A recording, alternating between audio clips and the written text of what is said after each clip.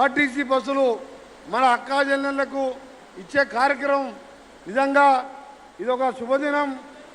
ఆ దేవుడు కూడా కరుణించి ఈరోజు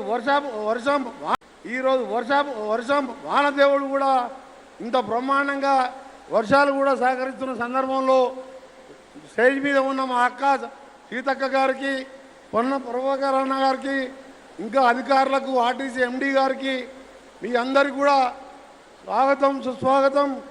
30 నెలలుగా ప్రభుత్వం వచ్చినప్పటికెళ్ళి ఈనాటి వరకు ఒక్కరోజు రెస్ట్ లేకుండా మన ముఖ్యమంత్రి గారు ప్రతిరోజు 10 సంవత్సరాలలో గత ప్రభుత్వం విధ్వంసం సృష్టిస్తే ఏదో కార్యక్రమం చేస్తూ మీరు చూస్తున్నారు టీవీలలో, పత్రికలలో ఏ విధంగా పిల్లలకు నైపుణ్యత నేర్పియాలి, ఉద్యోగాలు కల్పించే బాధ్యతతో 70,000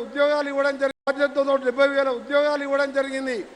ఇవాళ మహిళలను కూడా కోటీశ్వరం చేయాలని ఆ రోజు కాంగ్రెస్ పార్టీ ప్రభుత్వం వడ్డీ లేని రుణాలు పెడితే మధ్యలో 10 ఏళ్ళు కేసీఆర్ గారు మహిళా సంఘాలనే మర్చిపోయింది. అసలు ఆయన ఈరోజు మళ్ళీ మహిళా సంఘాలకు ఉత్సాహాన్ని నింపి ఇవాళ భర్తకు తోడుగా భార్య కూడా ఇద్దరు ఉంటే ఆ కుటుంబం చల్లగా ఉంటుంది, పిల్లల చదువులకు కానీ ఇంకా కార్యక్రమాలు చేసుకోవచ్చనే ఆలోచనతోని ఈరోజు ఈ కార్యక్రమాన్ని తీసుకున్నాం. ఈరోజు మళ్ళొకసారి మీ అందరికీ మన ముఖ్యమంత్రి రేవంత్ రెడ్డి గారి నాయకత్వంలో మాటిస్తున్నాం. మీ అందరినీ కూడా కోటీశ్వరులు చేసే లక్ష్యంతో ప్రతి జిల్లాలో కూడా మంత్రులందరినీ కూడా కలిసి పనిచేసి ముఖ్యమంత్రి గారి నాయకత్వంలో మీరందరూ బాగుండాలని ఆ దేవుణ్ణి ప్రార్థిస్తూ మరొకసారి మీ అందరికీ నమస్కారం.